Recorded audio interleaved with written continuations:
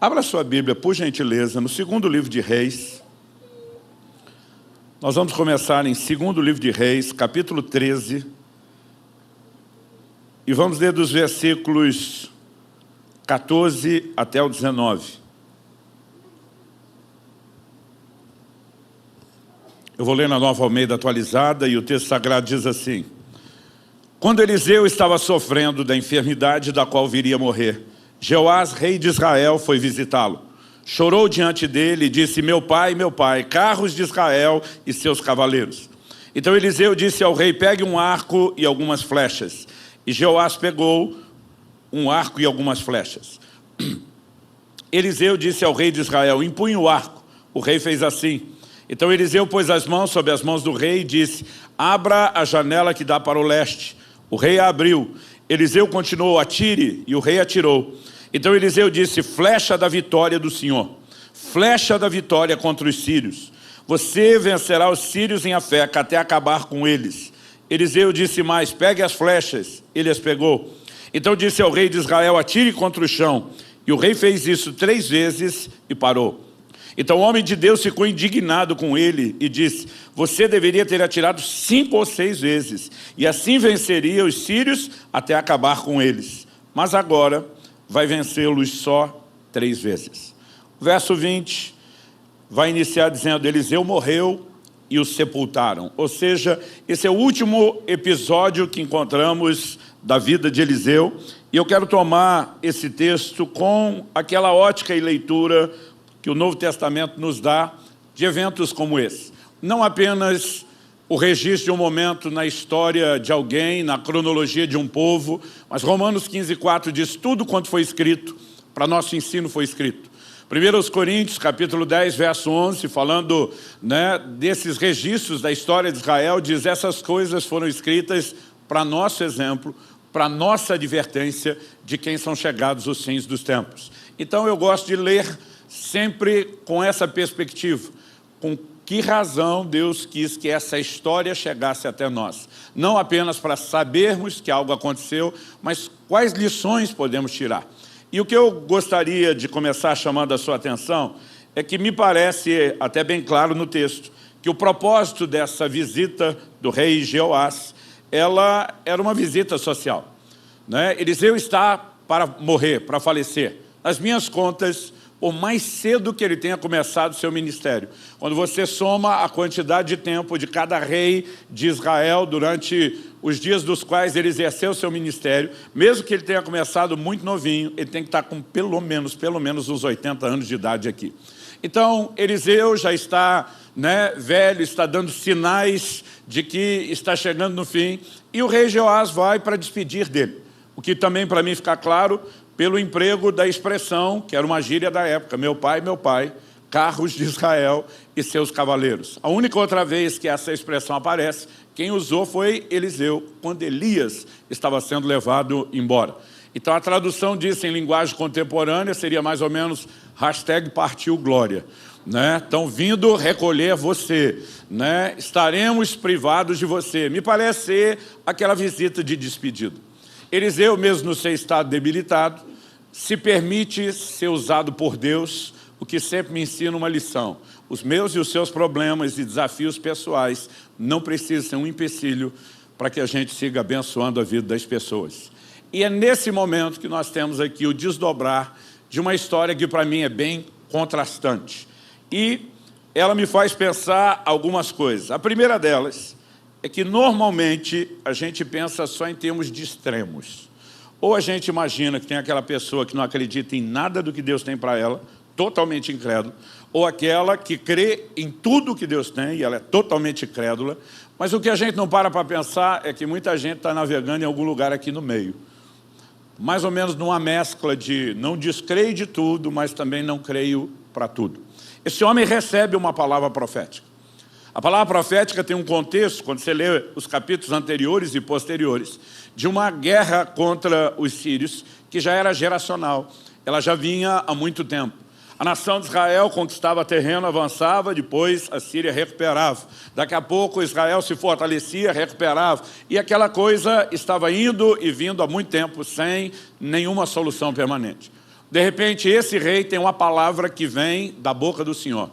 Você vai aniquilar o seu inimigo. Ou seja, não serão apenas vitórias temporárias, o problema será definitivamente resolvido. Essa foi a palavra profética que ele recebeu.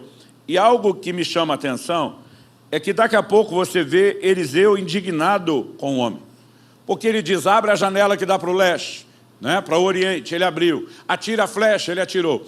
Quando ele atira a primeira, Eliseu declara o quê? Essa é a flecha da vitória do Senhor contra os sírios. Eliseu não estava dizendo que aquela flecha ia se transformar num míssil balístico de alta potência, cair no acampamento do inimigo, destruir todo mundo. A flecha em si provavelmente não foi muito além do quintal da casa de Eliseu. Mas aquilo no reino espiritual era uma declaração. Eu chamaria isso de um ato profético, uma encenação de verdades espirituais.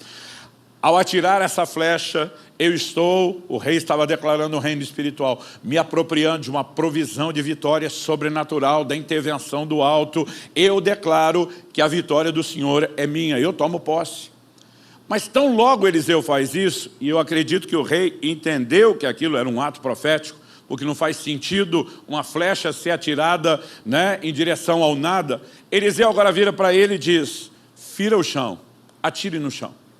E o homem atira uma, o rei Joás atira duas, atira três, e na terceira ele para. E é quando ele para que o texto diz que Eliseu ficou indignado. Indignado é uma tradução polida.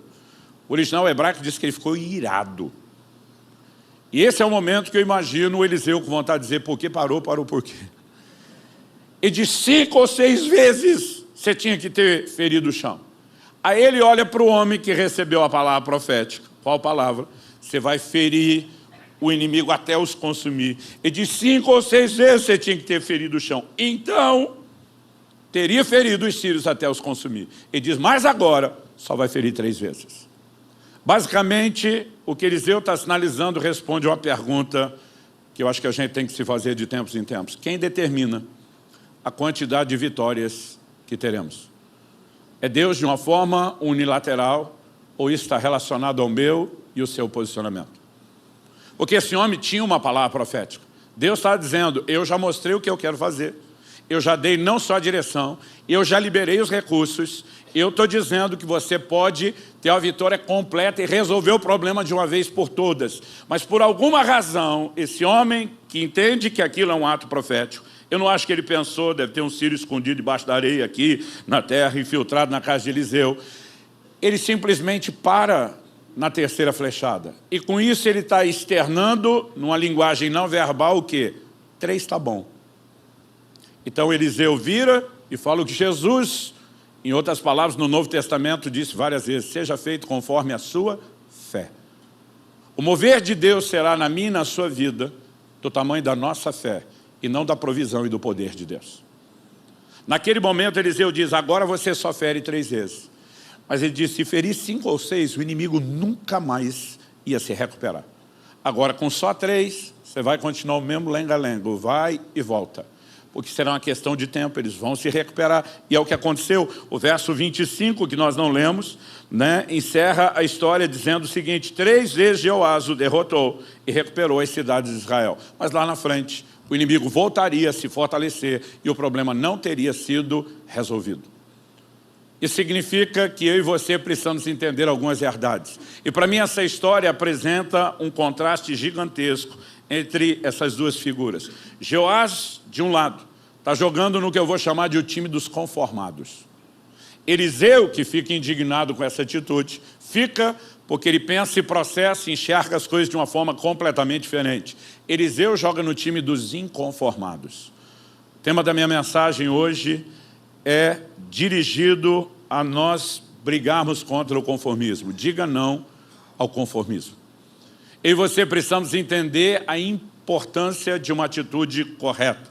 E quando eu olho para as Escrituras, eu percebo, né, que isso é um padrão, é recorrente. Não adianta eu e você termos palavras de Deus, promessas de Deus, e não sabemos ter a atitude correta diante delas. Esse homem tinha uma palavra profética. Mas a palavra profética não se cumpriria sozinha. Aliás, ele conseguiu limitar e diminuir a promessa que ele tinha. E eu olho para as Escrituras e eu vejo que Não adianta eu e você termos promessas, e a Bíblia está cheia de promessas, são milhares e milhares e milhares de promessas, e Deus não mudou de ideia em relação a nenhuma delas. Aliás, quando você lê a declaração de Paulo em 2 Coríntios 1, e diz tantas quantas forem, basicamente Paulo estava na mesma situação que eu, nunca contei para saber quantas são, então ele diz tantas quantas forem, as promessas de Deus, nele está o sim, por meio dele o amém. Cada vez que você se depara com a promessa da Escritura, Deus está gritando lá do céu, sim, amém. Deus está dizendo, eu não mudei de ideia, eu não volto atrás na minha palavra, eu, pelo contrário, não posso mentir, só aquele quero cumpri-la.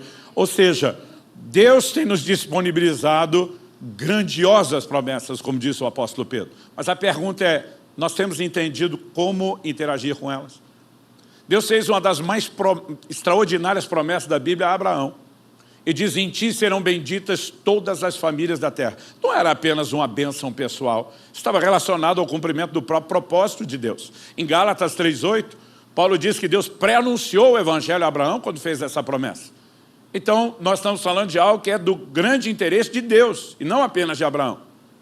Mas em Gênesis 18:19, você lê assim, Deus falando sobre Abraão, eu escolhi para que ele ordene a sua casa, os seus filhos depois dele, que guardem o caminho do Senhor, pratiquem a justiça e o juízo. Aí Deus termina dizendo assim, para que eu faça vir sobre Abraão o que eu tenho falado a seu respeito. Basicamente, eu dei uma promessa extraordinária, dei, mas para que Abraão viva o que eu falei, vai ter que fazer a parte dele. Em outras palavras, Deus está dizendo, eu não vou fazer tudo sozinho. Você passa por esse episódio de Eliseu e segue ao longo da Bíblia, vai chegar no Novo Testamento, em 1 Timóteo capítulo 1, verso 18, Paulo diz ao seu discípulo, de acordo com as profecias que foram ditas a teu respeito, combate firmado nelas, o bom combate.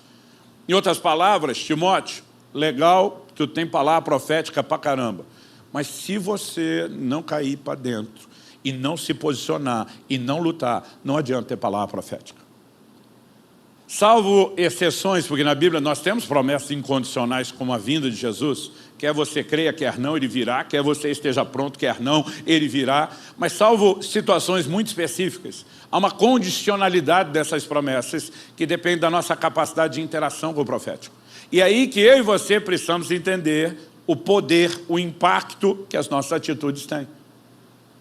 Quando eu era garoto, um texto que começou a me chamar muito a atenção na adolescência, é quando o anjo do Senhor aparece a Gideão e diz, o Senhor é contigo, homem valente. Eu não sei como você lê a Bíblia, eu gosto de ler a Bíblia colocando lá dentro da história, imaginando o cenário, trocando de lugar com as personagens, eu gosto de tentar viver aquela história.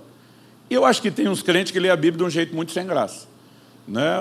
Ele está lendo lá que o anjo apareceu e disse, o Senhor é contigo, ele imagina o vizinho dando bom dia no portão, tipo, mó normal, acontece todo dia. A Bíblia fala de pessoas e vários relatos que estremeceram, tremeram diante da aparição de anjos. As manifestações dos sobrenaturais são fortes, são intensas. Eu fico imaginando qual seria a minha reação com o anjo aparecendo. Eu fico imaginando se eu teria coragem de responder alguma coisa. Agora, o Gideão não só respondeu, ele retruca o anjo na hora. Porque quando o anjo diz, o Senhor é contigo, ele dá o bate-pronto. Ele disse, se o Senhor é conosco, o que é feito das maravilhas que nos contaram nossos pais. O que você tem aí? O transbordar de um inconformado. Se o Senhor é conosco, por que nossas histórias de avivamento ficaram no passado? Cadê a unção de milagres da geração de Moisés? Cadê a unção de conquista da geração de Josué? Se o Senhor é conosco, eu quero ver o pau quebrar, eu quero ver a coisa acontecer. Pergunta. Gideão era inconformado porque Deus o escolheu? Ou Deus o escolheu porque era um inconformado? Quando eu olho para o resto das escrituras, a segunda opção é a única que sobra. Segundo Crônicas 16:9 diz, os olhos do Senhor passam por toda a terra. Chamamos isso na teologia de antropomorfismo. Esse palavrão no sentido de ser grande é para simplesmente comunicar a ideia de que Deus usa figuras de linguagem para que a gente entenda. Ele é onisciente, ele não precisa passar o olho para procurar. Mas a Bíblia está nos mostrando que ele está procurando no meio da massa. Os olhos do Senhor passam por toda a terra. O que ele está procurando? Homens, pessoas cujo coração sejam inteiro para com ele, a fim de que ele possa se mostrar forte para esses. Resumindo, ele não vai se mostrar forte para todo mundo. Ele está procurando onde estão aqueles que vão me levar a sério. Onde estão aqueles que vão voltar o coração totalmente para mim. Porque quando ele acha atitudes corretas, ele diz, para esse eu revelo a minha força. Então quando Deus olha para um Gideão e vê essa coisa fermentando dentro dele, esse inconformismo, cadê o sobrenatural? E diz, achei um canal para que eu possa mudar a história. Agora, se por um lado nós vamos encontrar gente que entende o poder do inconformismo, nós temos gente do outro lado, que já apresentamos como Jeoás, que tem palavra de Deus, a sinalização de que Deus quer fazer mais, mas limitam e diminuem isso. Então eu e você precisamos entender qual é o poder das nossas atitudes, mas em especial do inconformismo. Porque sabemos que o conformismo limita, mas o inconformismo amplia as nossas possibilidades de viver as intervenções de Deus. Segunda coisa que eu quero destacar tem mais a ver com o perfil de Eliseu agora do que de Jeoás. Jeoás nos é apresentado como uma advertência negativa, o exemplo a não ser seguido, mas a Bíblia também nos dá o exemplo positivo a ser seguido. Eliseu aparece no cenário da história bíblica, atrelado à pessoa de Elias. Não dá para você simplesmente desconectar um do outro. Quando eu era garoto, eu achava que Eliseu tinha sido discípulo de Elias uma vida inteira. Eu não sei por que fui levado a pensar dessa forma. Eu achava que ele tinha sido escolhido pelo próprio Elias. Mas a verdade é que Elias vive um momento de crise e ele desiste do ministério. Elias vive algumas turbulências e instabilidades emocionais. O cara sai do maior cenário de avivamento do Velho Testamento. Fogo desce do céu, a nação cai de joelho, gritando, só o Senhor é Deus. Matam os profetas de Baal e Azer e diz, nós estamos nos voltando para Deus. E a Bíblia diz que Jezabel, esposa do rei Acabe, ameaça Elias e diz, eu vou matar você. A Bíblia diz que Elias fugiu para salvar sua vida. Traduzindo, não queria morrer. Só que no deserto ele diz para Deus, Senhor, tira a minha vida. Melhor me é morrer do que viver. Se eu sou Deus, eu digo, volta que Jezabel resolve o seu problema. Ué. Mas ele entra num estado de desânimo, de abatimento. Você vê a frustração nas palavras, eu não sou melhor do que meus pais, tipo, eu não consegui fazer diferença. E de alguma forma ele apresenta para Deus uma carta de demissão. Como quem diz para mim, deu a conta, deu a tampa, deu o que tinha que dar. Estou fora. Eu digo às pessoas, cuidado com aquilo que você ora. Porque Deus diz, ok, eu aceito sua carta de demissão, mas vai cumprir um aviso prévio primeiro. E vai treinar um substituto, porque o ministério é tão sério que até para desistir o cara tem que ser responsável. E aí Deus escolhe quem? Deus diz, você vai fazer 3 servicinhos para mim, no seu aviso prévio. Você vai ungir Jeú, rei de Israel, você vai ungir Azael, rei da Síria, e você vai ungir Eliseu, filho de Safate, profeta em seu lugar. Quem escolheu foi Deus. Até então não existe indício nem de que eles tinham nenhum relacionamento. Não estou dizendo que se comprove que não, mas também não se prova que sim. O curioso é que o Elias não ungiu Jeú, rei de Israel, nem Azael, rei da Síria. Quem teve que fazer foi Eliseu. O que para mim é outra atitude dizer, eu estou fora, vou ungir só o substituto. E é o momento que ele vai e joga a capa sobre Eliseu. Você pode ler isso tudo em 2 Reis depois, com mais detalhes. Quando ele lança a capa, ele diz para Eliseu, você sabe o que eu fiz com você? Eliseu diz, deixa só despedir dos pais. Pega uma das juntas de bois que ele estava arando a terra.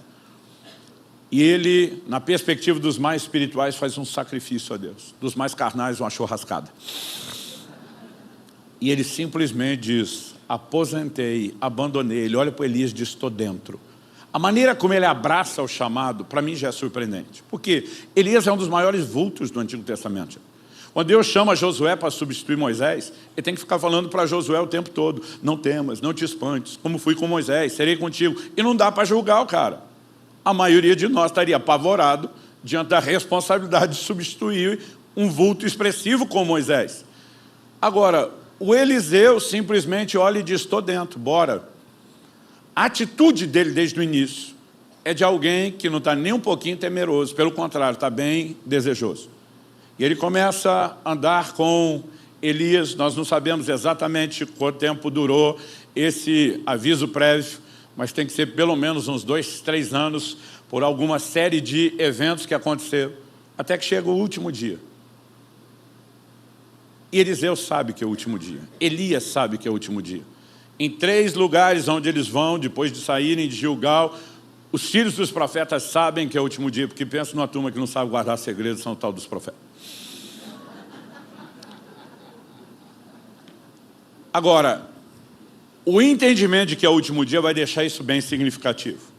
O Elias chega para o Eliseu e diz: garoto, segura a onda aqui, que o Senhor me enviou a Betel. O Eliseu olha para ele e diz: tão certo como vive o Senhor, não te deixarei, nem largarei do teu pé. Talvez na sua Bíblia não teve esse texto desse jeito. Isso é na tradução da Bíblia, na linguagem de hoje, do pastor Luciano Subirá, versão street, que é a mais descolada. Eu preciso parar de brincar com isso, que as pessoas ligam lá no ministério querendo comprar a minha Bíblia. Tão certo como vive o Senhor, não te deixarei, não largarei do teu pé. Então bora, vamos para Betel. Ele faz o que tem que fazer, daqui a pouco ele diz: garoto, segura a onda aí, que o Senhor me mandou a Jericó. Tão certo como vive o Senhor, não te deixarei, nem largarei do teu pé. E ele sai na cola. Elias faz o que tem que fazer em Jericó e diz: agora o Senhor me enviou ao Jordão. Imagino que na última, quando começa, eu não sei você, eu imagino, só a minha imaginação mesmo, né, um Elias já meio estressado pelo teor da conversa. Eu já imagino no lugar de Elias, quando o Eliseu começa o mesmo discurso, repetindo a mesma coisa, eu já imagino no lugar de Elias, remedando Eliseu. Tá certo, como vive o Senhor, não te deixarei, não te largarei do seu pé. Por que eu imagino o cara irritado? Porque o Elias olha para ele e diz: que queres que eu te faça antes que eu seja tomado de ti? Essa é a minha leitura. Do pastor Hebe, com certeza, é: meu querido, porventura está faltando alguma coisa, que cada um lê com a sua lente, né? Meu amado. Aí, o Eliseu, que parece que estava esperando isso o dia inteiro, dispara: eu quero porção dobrada do Espírito que está sobre você. Mas preste atenção, ele não pediu porção dobrada do Espírito Santo. Já vi muito pregador, né, dizer: peça a porção dobrada do Espírito Santo. Eu digo: você receber essa oração, você morre. Você não aguenta um dele, imagina 2 vezes ele. Quando ele diz: eu quero porção dobrada do teu Espírito, o Espírito está sobre ti, ele está falando da unção que te define. E aí, qual é a reação do Elias, doutorado no sobrenatural? Dura coisa pedistes. Essa expressão traduzida dura coisa lá no hebraico, ela tem 2 possibilidades de significado. A primeira fala de algo difícil. Mas o cara está acostumado a ver o sobrenatural. Como assim difícil? A segunda possibilidade é algo que fere, que machuca. Então seria uma espécie de magoei. Quer ser melhor do que eu? Qualquer uma das duas gerou uma reação em Elias de alguém que não quer tomar parte nisso. E ele joga a batata quente para cima e diz: quem decide é Deus. Ele diz: se me vires quando eu for tomar de ti, assim será, senão não. Agora, eu fico imaginando o abusado do Eliseu. O que ele está pedindo? Minha leitura agora, tá? Não vou apresentar isso como doutrina. Imagino o Eliseu olhando para Elias dizendo: véi, se você resolveu desistir do ministério, aposentar antes da hora, apresentou a carta de demissão, o patrão aceitou isso entre vocês, não vou me meter nisso não. Se você precisava de um substituto e de alguma forma Deus, você concordaram que sou eu, me sinto honrado, estou dentro e aceito cobrir a sua. Mas, se você pensa que eu vou negar o meu próprio chamado e o meu próprio propósito que Deus tem para a minha vida só para ser o seu step, você está enganado. Eu aceito cobrir a sua sem anular a minha. E como eu já não ia ser em nada menor do que você, eu entro nessa para ser eu e você junto. Ou seja, você vezes 2. E eu fico pensando: abusado.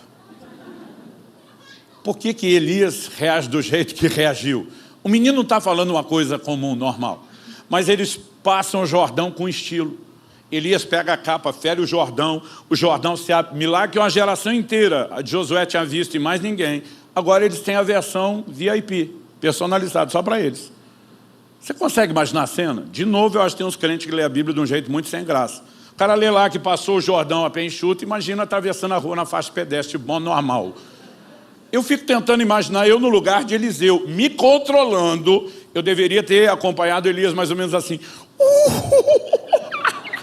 Se fosse hoje, um selfie para eternizar o momento. Com certeza não perderia a chance de fazer a selfie no leito seco do rio. Eu imagino os dois passando e a empolgação do Eliseu. Agora eles estão do lado de lá, conversando. E a Bíblia diz que uma carruagem de fogo separa os dois. E a Bíblia diz que Elias sobe ao céu num redemoinho. E a Bíblia diz, e Eliseu viu. O que significa esse viu? Aquela linguagem que antigamente a gente usava mais no WhatsApp. 2 tiquezinhos azul. Mensagem recebida e lida. Os céus estavam autenticando o pedido do jeito que Elias disse. E ele está vendo o Elias subir, mas em algum momento ele tem que fazer uma escolha de onde ele mantém seus olhos. Porque enquanto o Elias sobe, a capa cai. Eu não sei se era o mesmo pedaço de pano que foi jogado sobre ele, mas tinha o mesmo significado. E ele tem que escolher agora se ele continua olhando o Elias está indo embora ou a capa que cai. E ele mira a capa. E a Bíblia diz que ele nunca mais viu Elias. Eu imagino ele olhando a capa.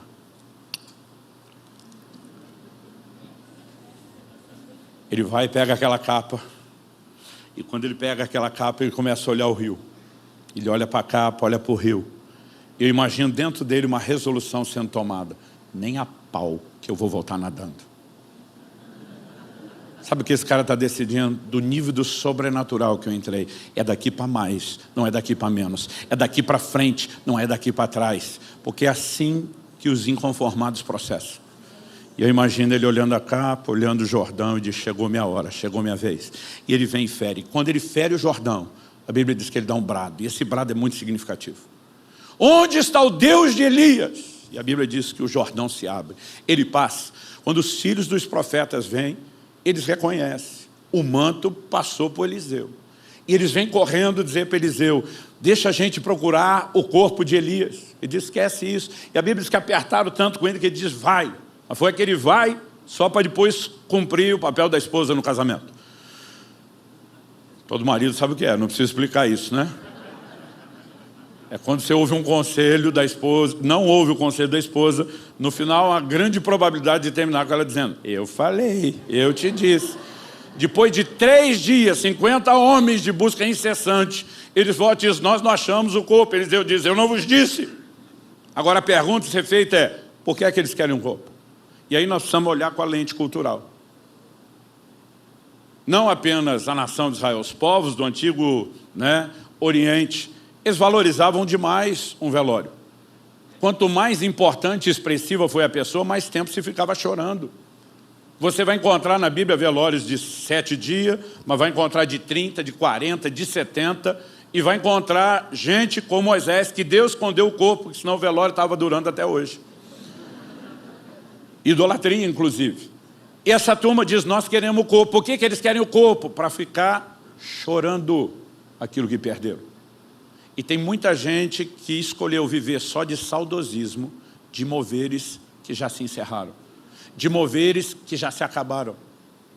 Um dia desse, estava numa reunião, tivemos um mover do Espírito tão tremendo, extraordinário, todo mundo se derramando diante de Deus, mas eu olhei no canto do palco, eu vi um senhor de cabelinho branco, e ele chorava, e eu me aproximei, curioso, o que será que Deus está fazendo com ele?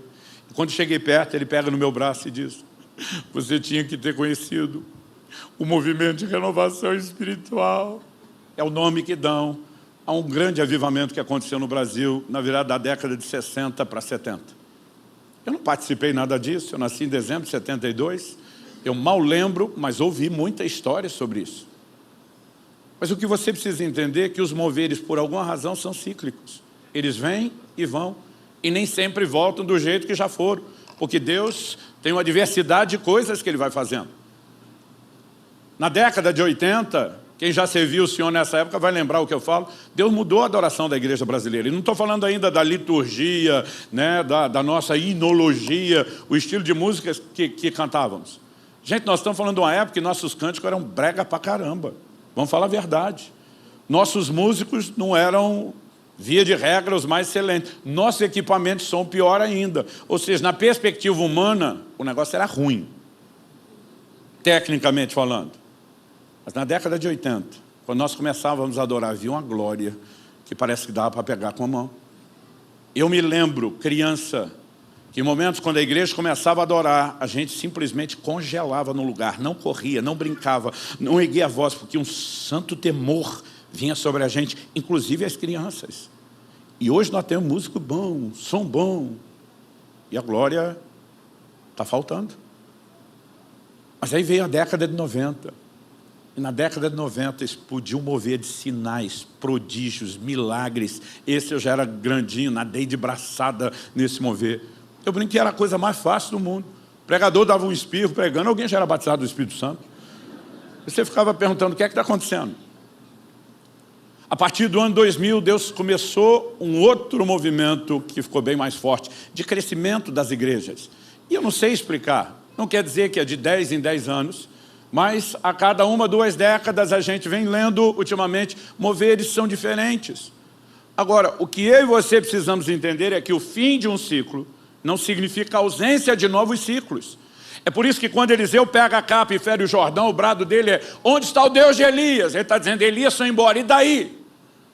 E daí que um avivamento se encerrou, e daí que um ciclo se fechou. O Deus de todos os avivamentos, o Deus de todos os ciclos está conosco. E Ele está mirando nesse Deus que vai continuar fazendo. Inconformados são guiados por uma fome, eu diria que é mais do que uma fome, é uma ânsia, é um desespero. Estão sempre ansiando por mais, por mais. Deus tem mais, eu não vou limitar Deus, eu quero mais do que Ele tem. Quem está entendendo? Essa turma queria um corpo a chorar, não é diferente do que aconteceu nos dias de Esdras. Êxodo capítulo 3, de 10 a 13, quando fala do momento onde vão celebrar o fundamento da casa do Senhor. A Bíblia diz que havia 2 grupos, com 2 tipos de barulho que concorriam entre si. De um lado, os jovens fazendo festa, barulho de júbilo. Por que eles estão jubilando? Nasceram e cresceram no cativeiro da Babilônia. Eles ouviram as histórias do glorioso templo edificado por Salomão, onde a glória de Deus, a Shekinah, se manifestou. Mas agora eles voltaram e está tudo destruído. Então eles só têm histórias de um avivamento passado. Mas agora a reconstrução está acontecendo. Existe aquela inclinação e aquela disposição no coração deles. Nós vamos ver aquilo que até hoje eram só histórias de avivamento passado. E eles estão jubilando. Mas do lado de cá a Bíblia diz que tem um outro grupo, que o barulho do outro grupo concorre com o do primeiro e abafa o primeiro. Quem eram? Os velhos. O que é que os velhos estavam fazendo? A Bíblia diz chorando. Por que eles estão chorando? Consciente ou inconscientemente, eles estão olhando para a nova casa que está sendo erguida e eles estão dizendo: nunca que isso vai ser tão bom como a nossa foi. A atitude basicamente é a seguinte: avivamento bom é o do passado, é aquele que terminou, é aquele que já foi embora. É para esse grupo de gente que Deus tem que levantar profetas como Ageu para dizer: ei, a glória da última casa será maior do que a primeira. Deus está dizendo para a turma que está chorando: eu não ando para trás, eu ando para frente, o meu mover é progressivo. E eu quero dar uma palavra aos mais velhos: para de botar água no mingau dos mais novos. Porque tem gente no meio da nossa moçada empolgada o que Deus vai fazer, e sempre tem uns dizendo: avivamento bom foi o nosso. Meu amigo, o melhor ainda está por vir, o melhor ainda está para acontecer. E se nós não tivermos a mentalidade correta, nós vamos limitar aquilo que Deus tem. Então o que eu e você precisamos? Não só da atitude correta de inconformismo, mas entender que isso significa ansiar sempre mais, e esse anseio por mais, em terceiro e último lugar, envolve uma decisão. Qual a decisão? Deixar o bom para poder entrar no melhor. Muitas vezes você pega os conformados e quando eles lidam com o bom, eles simplesmente estacionam. E nós precisamos ter uma atitude diferente. O mesmo Eliseu. E a Bíblia não vai registrando essas coisas à toa, na minha opinião, ela está formando um claro perfil. Ele, em 2 Reis, capítulo 4, é abordado por uma mulher viúva de um dos filhos dos profetas. Chega para ele e diz: teu servo morreu. Não deixou dinheiro guardado, economizado, não tinha seguro de vida, não deixou previdência, nem privada, nem a falida. E agora os credores estão aí, querendo levar meus filhos como escravos. O que ela foi buscar em Eliseu? Consultoria financeira? Ela está atrás de intervenção de Deus. O Eliseu olha para a mulher e diz: o que é que você tem em casa? Que os inconformados sempre vem nos problemas oportunidades de intervenção de Deus. Aí a mulher responde como a maioria dos crentes responderia: tua serva não tem nada, a não ser um pouquinho de azeite na botija. É impressionante como os crentes diminuem aquilo que eles têm. O Eliseu, que joga no time dos inconformados, diz: se tem alguma coisa, tem por onde começar. E ele dá uma instrução que é profética para essa mulher. Ele diz: vai, peça para as tuas vizinhas, vasilhas vazias. Vizinha, vasilha, vazia. Então vamos lá. Vá para as amigas que moram perto de você. Peça potes e botijas que não estejam cheios. Assim fica menos confuso. Por que ele está dizendo? Não, eu preciso vencer o desafio. Por que ele está dizendo? Peça para as suas vizinhas vasilhas vazias. Não cheias. Ele está sinalizando: traz o maior número possível. A Bíblia diz não poucas. E vazias. Ele está sinalizando: traz o maior número possível de vasilhas. E elas não podem vir cheias. Porque além de ter muita vasilha, tem que ter espaço dentro da vasilha. Por quê? Porque o milagre será na sua vida do tamanho do espaço que você proporcionar para Deus agir. Assim como a quantidade de flechadas no chão determina a quantidade de vitória. A Bíblia diz que o azeite multiplicou até a última vasilha. Quanto azeite você terá, depende do tanto de vasilha que você vai apresentar diante de Deus. Aí ele diz para a mulher: quando você trouxer, ponha tudo na sua frente. Fecha a porta. Você e os seus filhos. Colocam todas na sua frente. E aí você vai fazer o seguinte: você vai pegar a sua vasilha, o seu pouco de azeite, e vai começar a despejar na primeira. Quando encher a primeira, e com isso ele já está dizendo que vai multiplicar, porque não tem para encher nem a que está na mão, como é que vai encher a primeira? E diz: quando encher a primeira, você vai fazer o seguinte: você pega, tira ela da sua frente, põe para trás. O que é que Eliseu estava falando para essa mulher? Um dia, lendo esse texto, falei: Deus, sério que o profeta falou mesmo isso para a mulher? Quando estiver cheia, para. Eu falei: Eliseu achou o quê? Que essa mulher tinha um retardo mental. Que se ele não explica: está cheia para parar, ela ficar o dia inteiro derramando azeite, o azeite transbordando, enchendo o chão da sala da casa. Eu falei para Deus: desnecessário esse tipo de informação. E revelação é algo difícil de explicar. Porque numa fração de segundos você entende coisas que com horas tentando explicar parece que você não esgota. Mas eu vou tentar passar a menor versão do que eu entendi naquele dia. O Espírito Santo falou comigo: a menos que a orientação não seja meramente natural. E quando falou isso, minha mente abriu. Primeiro eu entendi que desde o vai, peça às suas vizinhas vasilhas. Nós temos princípios espirituais. Tem muito crente que vive quebrando ponte de relacionamento com todo mundo. Se precisasse hoje pedir vasilha emprestada, não ia conseguir quase nada de ninguém. Nós não nos relacionamos de forma interesseira, mas precisamos entender o quanto Deus pode usar isso. Hashtag fica a dica, deixa eu pular para outro. Segundo, fecha a porta sobre ti e os seus filhos. O milagre não ia acontecer de porta aberta, a questão não era essa. Deus está sinalizando a importância de algo que eu e você precisamos resgatar ou intensificar. Os maiores milagres na minha vida não foram gerados nos ambientes coletivos, e sim no lugar secreto da oração. E nós precisamos resgatar essa arte perdida, porque continua sendo um ambiente onde manifestações sobrenaturais serão geradas. Tudo que você vai olhando é simbólico. Então deixe-me dizer o que eu entendi. Deus estava dizendo através de Eliseu para aquela mulher: eu não vou fazer um único milagre, eu vou fazer uma sucessão de milagres. Cada vasilha é um milagre. Quando eu tiver feito o primeiro, em vez de você ficar olhando só porque eu já fiz, tira da sua frente, põe para trás, porque você precisa enxergar o que eu ainda vou fazer. Porque se você não colocar os olhos naquilo que eu ainda vou fazer, você vai ficar feliz com o que eu já fiz e vai perder a continuidade. Eu fico imaginando alguns crentes na primeira multiplicação. Porque, gente, de novo, quantas vezes você viu o azeite multiplicar? O negócio não deve ser assim tão normal. Imagino que alguns de nós iam surtar. Meu Deus, está funcionando, está multiplicando. Imagina uns crentes abraçando a primeira vasilha cheia. É o azeite do milagre, é o azeite do milagre. Imagina os filhos, até os vizinhos ouvindo escândalo. Deixa eu ver, não, chega perto, é o azeite do milagre. Vender para pagar a dívida, como Eliseu instruiu. Tinha uns que não ia vender nem a pau. ele ia guardar o resto da vida como uma espécie de troféu. Porque consciente ou inconsciente, ele ia dizer o quê? Nunca mais vai acontecer outra dessa. E quem age assim, perde toda a continuidade de Deus. Eliseu diz, pega o que Deus já fez, seja agradecido, feliz, mas não se contente. Põe para trás, mira a próxima. E quando encher a próxima, põe para trás e mira a outra. E quando encher a outra, põe para trás e mira a próxima. Sabe, não importa o quanto Deus já fez na minha e na sua vida, não significa que não seremos gratos. Mas nós precisamos entender que contentamento na Bíblia é para coisa material, não para promessa parcialmente cumprida. Você olha Josué capítulo 13, verso 1. A Bíblia diz que Deus dá um aperto no homem.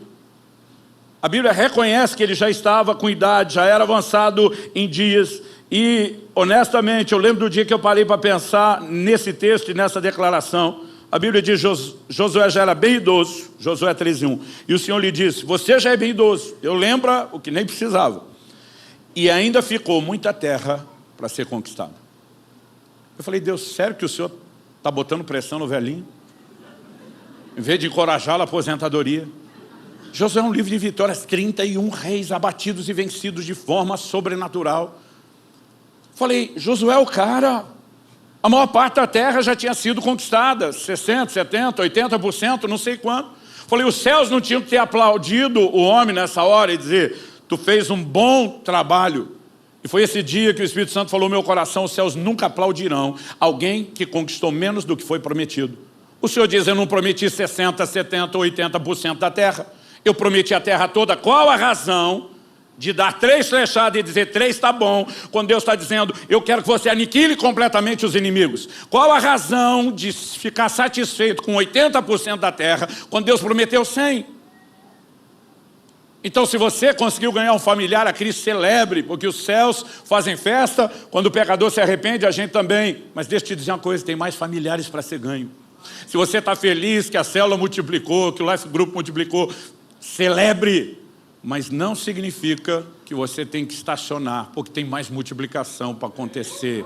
Se você já recebeu cura, milagre de provisão, celebre, mas pegue aquilo que Deus fez, põe para trás, diz, Senhor, muito obrigado, mas tem mais para experimentar. Então, se eu e você não tivermos uma postura firme de dizer, eu vou deixar o bom para entrar no melhor, nós vamos estacionar. Agora me ouça com atenção. Vocês estão vivendo um bom momento. É o melhor momento da história da Paz Church até agora. Mas o bom vai ter que ser colocado para trás, porque Deus tem o melhor, tem conquistas maiores, há um novo tempo chegando, há uma nova fase de avanço e de multiplicação. Agora isso vai acontecer quando os homens e mulheres inconformados que jogam no time de Eliseu se recusam a jogar no de Joás, diz, nem a pau que eu vou parar antes da hora. Vamos ficar em pé para parecer que está acabando. Diga não ao não, calma, gente. Normalmente é o contrário, a gente tem que insistir. Hoje vocês estão dando orgulho na gente. Diga não ao conformismo. Também não é para repetir tudo, mas vocês querem tanto falar? Então vamos falar por conformismo? Não. Está na hora de crermos para coisas maiores. Mesmo com atenção, alguns de vocês estão aqui, nem foram gerados nessa casa, porque já serviam a Deus há muito tempo, em outros lugares, antes de mudar para cá, e já tiveram histórias incríveis. Alguns de vocês, de alguma forma, já se sentiram acima da média e satisfeitos com o que já viveram. E Deus está dizendo, não estacione. Ainda há muita terra para conquistar. Há muita terra para conquistar. Há muita terra para conquistar. E Deus está atrás de gente que olhe para Ele dizendo, eu quero ver o seu poder se manifestar. Coração inteiro dizendo, eu quero que as pessoas conheçam a sua força, que elas vejam o que o Senhor pode fazer. Não se trata apenas daquilo que eu quero para mim. Quando Deus está falando com Josué, não é apenas o que Deus tinha para ele enquanto indivíduo. É o que Deus tinha para o seu povo. Quando Deus está repreendendo Joás, é porque Joás não limitou apenas a bênção sobre si. Ele limitou a conquista de um povo inteiro que ele liderava. E nós precisamos entender que até os milagres pessoais que vivemos, Deus consegue colocar isso na vitrine, promover glória ao seu nome, inspirar a vida de outros. E nós não podemos perder o anseio pelo mover de Deus, pelo sobrenatural, pela marca da manifestação do poder de Deus. Essa casa será uma casa com história de muitos milagres, mas não apenas individuais. Seus avanços, as suas conquistas, que serão inspiração para muitos no reino de Deus, serão marcadas pelo sobrenatural. É muito mais do que uma boa metodologia de cuidado. Mas para que o sobrenatural flua, vai ter que ter um povo faminto, desesperado, dizendo: Deus, nós não vamos conformar. Só porque a gente já está acima da média, nós queremos satisfazer aquilo que está no seu coração. E a minha oração é que você receba essa palavra para aplicá-la tanto no âmbito pessoal, como no âmbito coletivo. Eu sei que não tem nada a ver com o fato de eu estar aqui. Eu sou o surfista que estou pegando a onda. Mas eu disse ao pastor Eibe, tem algo acontecendo esse fim de semana na Paz. Tem uma virada profética de estágio acontecendo. E eu não vim apenas encorajar o seu coração, eu ouso dizer, eu vim cooperar com Deus e empurrá-los para esse lugar. Eu vim declarar aberta uma nova estação de conquista e de manifestações do Espírito de Deus. Mas para você surfar na onda, vai ter que mudar a atitude. Eu não vim te apontar o dedo, nem te julgar se você estava estacionado. Eu vim trazer a mensagem do Deus amoroso, dizendo: volta a sonhar comigo, volta a se empolgar comigo. Pai, tua palavra foi compartilhada. E se o Senhor não vivificá-la, terá sido só um discurso motivacional. Nós precisamos de algo que vá além das emoções. Sabemos que a tua palavra tem o poder de despertar a fé no Espírito, de mudar a mentalidade. E nós oramos que a palavra que é viva e eficaz, que penetra ao ponto de dividir juntas e medulas, alma e espírito, que é apta para discernir os intentos do coração, não apenas sinalize onde estamos, mas nos provoque, dando destino para o lugar onde vamos. Que ela cumpra o seu pleno propósito. É a nossa oração em nome de Jesus e para a glória de Deus. Fale com Deus, além do seu posicionamento pessoal para um novo tempo. Eu creio que nessa manhã nós podemos ver situações sendo mudadas na nossa própria história. Enquanto indivíduos, enquanto família. Fale com Deus, enquanto os músicos ministram. Eu quero te encorajar a um posicionamento de fé, a novas declarações. Fale com Deus, do seu jeito, da sua maneira.